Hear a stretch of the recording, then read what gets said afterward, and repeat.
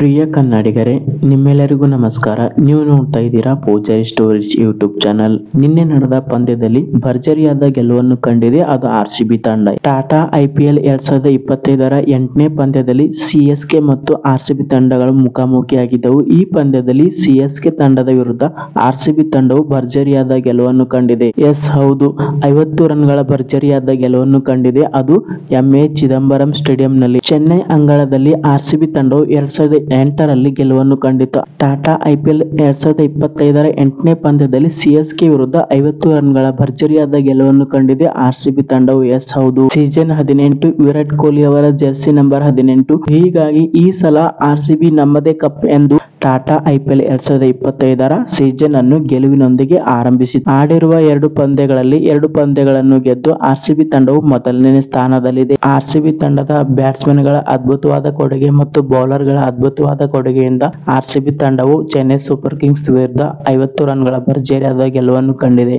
RCB ಮತ್ತು CSK ತಂಡಗಳ ನಡುವೆ ಯಾವ ರೀತಿ ಕಾಳಗವನ್ನು ನಡೆಯುತ್ತದೆ ಎಂದರೆ, ಭಾರತ ಮತ್ತು ಪಾಕಿಸ್ತಾನ ತಂಡಗಳ ನಡುವೆ ಯಾವ ರೀತಿ ಕಾಳಗವನ್ನು ನಡೆಯುತ್ತದೆ ಕ್ರಿಕೆಟ್ ನಲ್ಲಿ, ಅದೇ ರೀತಿ RCB ಮತ್ತು ಚೆನ್ನೈ ಸೂಪರ್ ಕಿಂಗ್ಸ್ ತಂಡಗಳ ಮಧ್ಯೆ ಈ ರೀತಿಯ ಕಾಳಗವನ್ನು ನಡೆಯುತ್ತದೆ. ಹೀಗಾಗಿ RCB ತಂಡಕ್ಕೆ ಈ ಪಂದ್ಯವು ತುಂಬಾನೇ ಮುಖ್ಯವಾಗಿತ್ತು ಮತ್ತು ಗೆಲುವು ಅನಿವಾರ್ಯವಾಗಿತ್ತು. ಅದು ಚೆನ್ನೈ ಸೂಪರ್ ಕಿಂಗ್ಸ್ ತಂಡದ ವಿರುದ್ಧ. ಆ ಸಾಧನೆಯನ್ನು ಇವಾಗ RCB ತಂಡವು ಮಾಡಿದೆ. ಹಾಗಾದರೆ ನಾವು ಇವಾಗ ನೋಡೋಣ RCB ಮತ್ತು CSK ತಂಡಗಳ ನಡುವೆ ಯಾವ ರೀತಿ ಪಂದ್ಯವು ಸಾಗಿತು ಎಂಬುದನ್ನು ನೋಡೋಣ.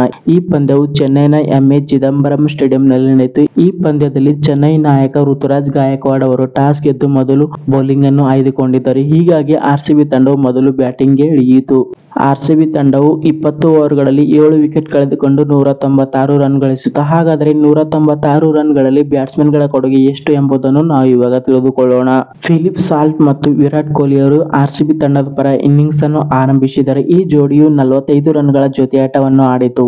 ಫಿಲಿಪ್ ಸಾಲ್ಟ್ ಅವರು 16 ಎಸೆತಗಳಲ್ಲಿ 5 ಬೌಂಡರಿ ಮತ್ತು 1 ಭರ್ಜರಿ ಸಿಕ್ಸರ್ ನೊಂದಿಗೆ 32 ರನ್ ಗಳಿಸಿ ನೂರ್ ಅಹಮದ್ ಅವರ ಬೌಲಿಂಗ್ ನಲ್ಲಿ ಧೋನಿ ಅವರು ಸ್ಟಂಪ್ ಮಾಡುವುದರ ಮುಖಾಂತರ ಫಿಲಿಪ್ ಸಾಲ್ಟ್ ಅವರಿಗೆ ಪೆವಿಲಿಯನ್ ದಾರಿ ತೋರಿಸಿದರು.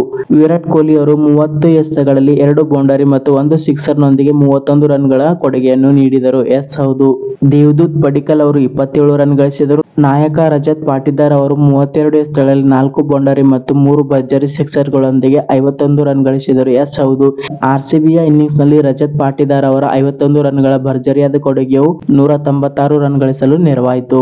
ಲಿವಿಂಗ್ ಸ್ಟೋನ್ 10 ರನ್ ಗಳಿಸಿದರು. ಜಿತೇಶ್ ಶರ್ಮಾ ಅವರು 12 ರನ್ ಗಳಿಸಿದರು. ಕೊನೆಯ ಓವರ್ ನಲ್ಲಿ 3 ಸಿಕ್ಸರ್ ಗಳೊಂದಿಗೆ ಟೀಮ್ ಡೇವಿಡ್ ಅವರು 8 ಎಸೆತಗಳಲ್ಲಿ 1 ಬೌಂಡರಿ ಮತ್ತು 3 ಸಿಕ್ಸರ್ ಗಳೊಂದಿಗೆ 22 ರನ್ ಗಳಿಸಿ ಔಟ್ ಆಗದೆ ಉಳಿದರು. ಇದು RCBಯ ಇನ್ನಿಂಗ್ಸ್ ನಲ್ಲಿ RCB ತಂಡದ ಬ್ಯಾಟ್ಸ್ಮನ್ ಗಳ ಕೊಡುಗೆಯಾಗಿದೆ. ಇದರಲ್ಲಿ ರಜತ್ ಪಾಟಿದಾರ್ ಅವರ ಗರಿಷ್ಠ ಸ್ಕೋರ್ 51 ರನ್. ಎಸ್ ಹೌದು, RCBಯ ಇನ್ನಿಂಗ್ಸ್ ನಲ್ಲಿ ಗರಿಷ್ಠ ಸ್ಕೋರ್ ಯಾರು ಎಂದರೆ ಅದು ನಾಯಕ ರಜತ್ ಪಾಟಿದಾರ್ ಅವರ 51 ರನ್.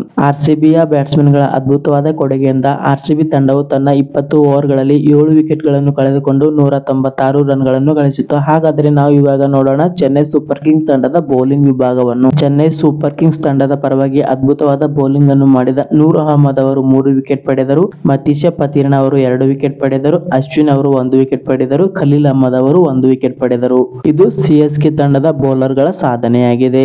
197 ರನ್ಗಳ ಟಾರ್ಗೆಟ್ ಗುರಿಯನ್ನು ಬೆನ್ನು ಹತ್ತಿದ CSK ತಂಡವು 20 ಓವರ್ಗಳಲ್ಲಿ 8 ವಿಕೆಟ್ ಕಳೆದುಕೊಂಡು 146 ರನ್ ಗಳಿಸಿ 50 ರನ್ಗಳಿಂದ ಸೋಲನ್ನು ಒಪ್ಪಿಕೊಂಡಿತು. ಚೆನ್ನೈ ನೆಲದಲ್ಲಿ RCB ತಂಡವು ಗೆಲುವಿನ ಬರವನ್ನು ಎದುರಿಸುತ್ತಿತ್ತು. ಹೀಗಾಗಿ ಈ ಗೆಲುವು RCB ತಂಡಕ್ಕೆ ತುಂಬಾ ಅನಿವಾರ್ಯವಾಗಿತ್ತು.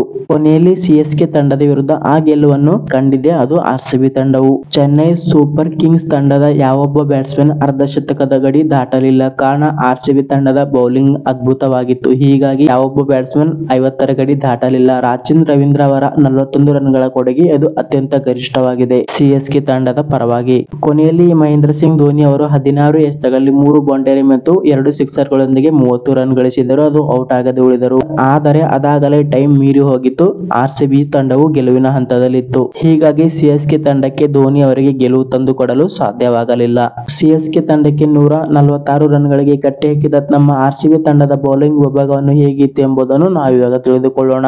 ಭುವನೇಶ್ವರ್ ಕುಮಾರ್ ಅವರು 1 ವಿಕೆಟ್ ಪಡೆದರು. ಜೋಶ್ ಹ್ಯಾಜಲ್ವುಡ್ ಅವರು 3 ವಿಕೆಟ್ ಪಡೆದರು. ಯಶ್ ದಯಾಲ್ ಅವರು 2 ವಿಕೆಟ್ ಪಡೆದರು. ಲಿವಿಂಗ್ ಸ್ಟೋನ್ ಅವರು 2 ವಿಕೆಟ್ ಪಡೆದರು. ಎಲ್ಲರ ಬೌಲರ್ ಗಳ ಅದ್ಭುತ ಪ್ರದರ್ಶನದಿಂದಾಗಿ ಚೆನ್ನೈ ತಂಡಕ್ಕೆ ತನ್ನದೇ ಅಂಗಳದಲ್ಲಿ ಮಣ್ಣು ಮುಕ್ಕಿಸಿತು ಆರ್ಸಿಬಿ ತಂಡವು.